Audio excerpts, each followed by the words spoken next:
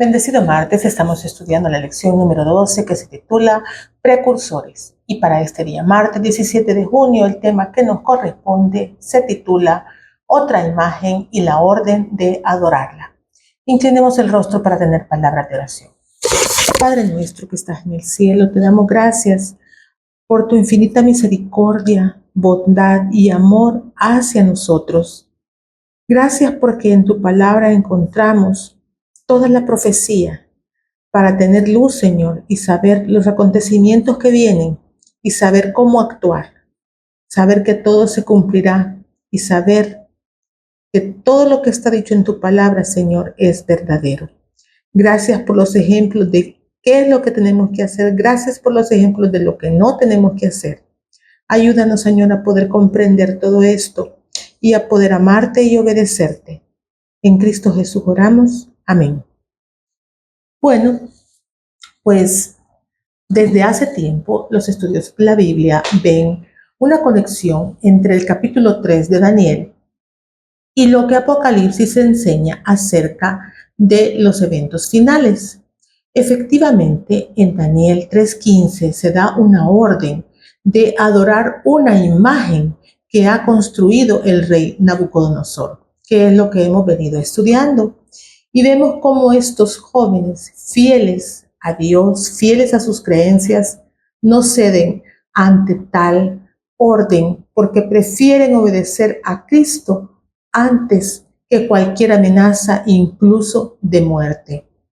Pero también en Apocalipsis 13 vemos una similitud que sucederá en el futuro, que sucederá a corto plazo porque estamos viviendo en tiempos finales, en el cual dice, se le permitió infundir aliento a la imagen de la primera bestia para que la imagen pudiera hablar y dar muerte a todo aquel que no adore la imagen de la bestia. Hemos estudiado que la palabra bestia significa un poder político que al final se unirá como un poder político religioso y que también construirá una imagen así como la de Nabucodonosor para que todos aquellos la adoren y perpetuarse ellos en el poder, en el dominio del mundo. Pero para mejor comprensión de esto, vamos a leer Apocalipsis 13 del 11 al 17. Dice, después vi otra bestia que subía de la tierra y tenía 2 cuernos semejantes a los de un cordero, pero hablaba como dragón. Y ejerce toda la autoridad de la primera bestia en presencia de ella y hace que la tierra y los moradores de ella adoren a la primera bestia cuya herida mortal fue sanada. También hace grandes señales de tal manera que aún hace descender fuego del cielo a la tierra delante de los hombres y engaña a los moradores de la tierra con las señales que se le ha permitido hacer en presencia de la bestia, mandando a los moradores de la tierra que le hagan imagen a la bestia que tiene la herida de espada y vivió. Y se le permitió infundir aliento a la imagen de la bestia para que la imagen hablase e hiciese matar a todo el que no la adorase. Y hacía que todos, pequeños, grandes, ricos, pobres, libres y esclavos, se les pusiese una marca en la mano derecha o en la frente, y que ninguno pudiese comprar ni vender sino el que estuviese la marca o el nombre de la bestia o el número de su nombre. A través de la historia hemos visto cómo la profecía de Daniel se cumplió, en la cual pues la iglesia primitiva y posteriormente todos los demás cristianos fueron perseguidos por un poder político religioso, el cual los persiguió y los torturó y los mató por 1260 años. A raíz de eso, muchos cristianos huyeron hacia el continente americano, es decir, específicamente hacia Estados Unidos. Y Estados Unidos surgió como un país protestante en el cual podía todo el mundo tener su credo religioso sin ninguna prohibición, sin ninguna reglamentación que le prohibiera tener su culto y adorar a Dios. Sin embargo, también vemos que muchas cosas están cambiando rápidamente en los últimos días. Hay muchas prohibiciones políticas y eso es un augurio de que a futuro pueden venir también prohibiciones religiosas, algo que jamás se había pensado en un país protestante y republicano, como lo es este país poderoso. La profecía también orienta a que se va a repetir esta historia. Y quiero traerles aquí a mención, también para poder comprender un poco mejor todo esto, la historia de Saúl.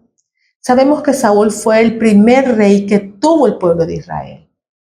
Y aquí el pueblo de Israel era una teocracia, como lo hemos estudiado. Dependían directamente de Dios y de las leyes que Dios le daba, de esa legislación que el Señor había hecho para ese país, para ese pueblo específicamente. En ese momento no estaba considerado como un país, sino que como un pueblo. Entonces, al querer ellos que se les eligiera un rey, estaban rechazando directamente la autoridad que Dios ejercía sobre ellos. Estaban rechazando que Dios gobernara sobre ellos. Y vemos cómo al principio este rey fue ungido y hasta llegó a pensarse que era un tipo de Cristo. Pero al pasar el tiempo vemos cómo él fue cambiando, cómo se fue corrompiendo y después termina siendo más bien un tipo de Satanás.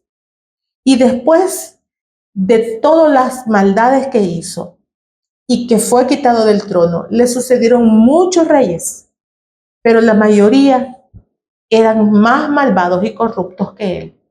Incluso el rey David también cometió muchos errores, abusos de autoridad. Entonces, vemos ahí cómo algo que nació bien, porque él había sido ungido por el profeta Samuel, después se corrompió y fue a perdición.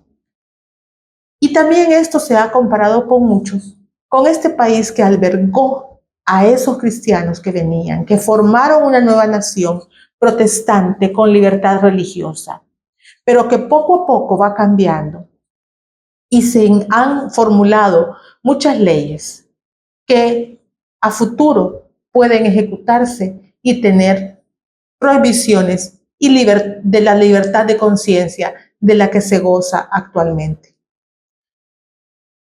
El pueblo de Dios está llamado a adorar al que hizo el cielo, la tierra, el mar y las fuentes de las aguas, es decir, al Creador, en contraposición con la bestia y su imagen.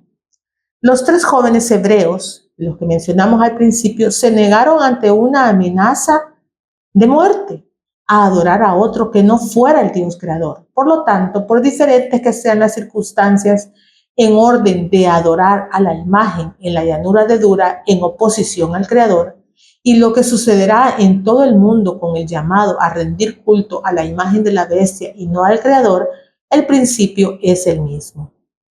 Miren, adorar no significa únicamente o necesariamente inclinarse a una imagen y ofrecerle incienso, por decir algo.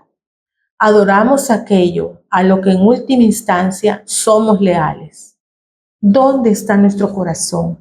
¿A quién obedecemos? ¿A quién somos leales? Cuando consideramos quién es nuestro Dios creador y lo que ha hecho por nosotros al redimirnos por medio de Jesús, nos damos cuenta que es el único que merece ser adorado. Todo lo demás es idolatría. Tal vez esto nos ayude a comprender las severas palabras de Jesús. El que no está conmigo, contra mí es, y el que conmigo no recoge, desparrama. Los acontecimientos finales van a ser simplemente una manifestación dramática de esta verdad. Los cristianos debemos estar atentos y debemos saber de que el decidir obedecerlo debe ser voluntario y de corazón, y que no importa las consecuencias que vengan. Él, como decían estos tres muchachos, Ananías, Misael y Azarías, que eran sus nombres, que posteriormente fueron cambiados por Nabucodonosor a Sadrach, Mesach y Abednego como nombres paganos. Estos muchachos fueron fieles y dijeron al rey: tenemos un Dios que puede librarnos de la muerte. Y aunque no nos librara de la muerte, aún así no es su voluntad, pero tampoco nos inclinaremos a esta imagen que tú quieres que nos inclinemos y la adoremos, porque el único digno de nuestra adoración es Jehová. Que Dios nos ayude a poder tener esa firmeza y esa convicción que tuvieron estos tres jóvenes, a no ser engañados por estos líderes, por estos personajes que van a surgir y que pueden querer que con engaños y con artilugios y artificios que les va a ser permitido hacer, como por ejemplo dice la palabra, van a hacer descender fuego del cielo. Que eso no nos sorprenda, porque ya la profecía nos ha advertido que va a suceder.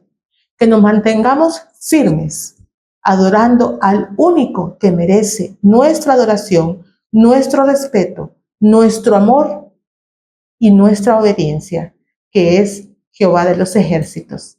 Bendecido martes.